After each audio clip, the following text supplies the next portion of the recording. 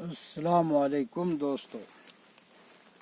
اچھا سنو دوستو، غور سے توجہ سے درود شریف پڑھے اور سنو حدیث شریف کی بات سنیے. صلی اللہ علیہ وسلم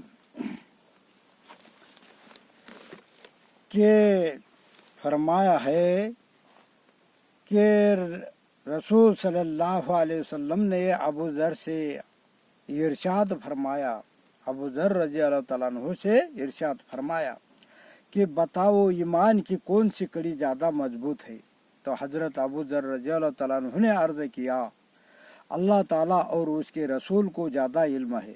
تو لہذا آپ صلی اللہ علیہ وسلم نے ارشاد فرمایا کہ آپ نے ارشاد فرمایا اللہ تعالیٰ کے لیے باہمی تعلق وہ تعاون ہو اور اللہ تعالیٰ کے لیے کسی سے محبت ہو اور اللہ تعالیٰ ہی کے لیے کسی سے بغض و عداوت ہو. مطلب یہ ہے کہ ایمانی شعبوں میں سب سے زیادہ جاندار و پایدار شعبہ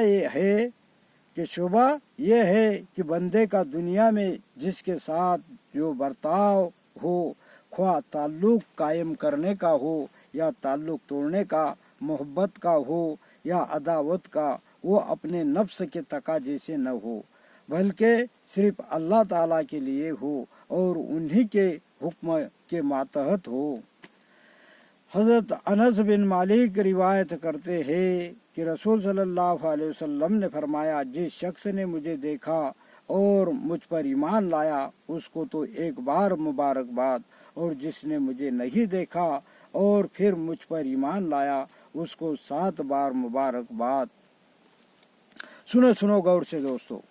حضرت انس رضی اللہ تعالیٰ عنہ بیان کرتے ہیں کہ رسول صلی اللہ علیہ وسلم نے ارشاد فرمایا، مجھے تمنا ہے کہ میں اپنے بھائیوں سے ملتا.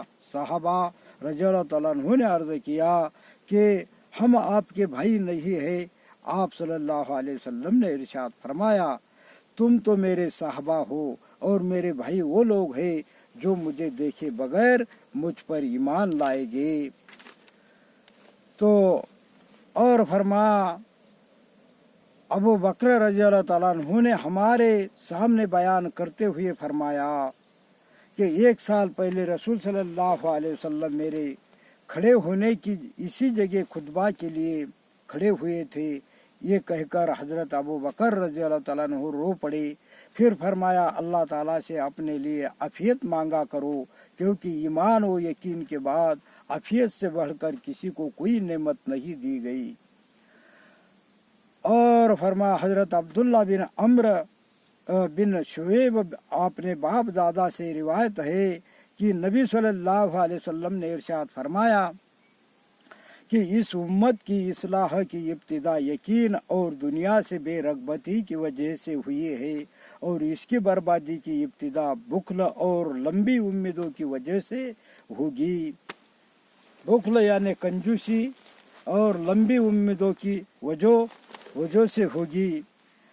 حضرت عمر بن خطاب رضی اللہ تعالیٰ عنہ سے روایت ہے کہ رسول صلی اللہ علیہ وسلم نے فرمایا، اگر تم اللہ تعالیٰ پر اس طرح توکل بھروسہ کرنے لگو جیسا کہ توکل کا حق ہے تو تمہیں اس طرح روزی دی جائے کہ جس طرح پرندوں کو روزی دی جاتی ہے. وہ صبح خالی پیٹ نکلتے ہیں اور شام بھرے پیٹ واپس آتے ہیں. اور فرمایا، رسول صلی اللہ علیہ وسلم سے دریافت کیا گیا کہ اعمال میں سے کون سا عمل سب سے افضل ہے؟ تو آپ صلی اللہ علیہ وسلم نے ارشاد فرمایا، اعمال میں سب سے افضل عمل اللہ تعالیٰ پر ایمان لانا ہے، جو اکیلے ہے، پھر جہاد کرنا، پھر مقبول حج. ان اعمال اور باقی اعمال میں فضیلت کا اتنا فرق ہے کہ جتنا کہ مشرق و مغرب کے درمیان فاصلے کا فرق ہے.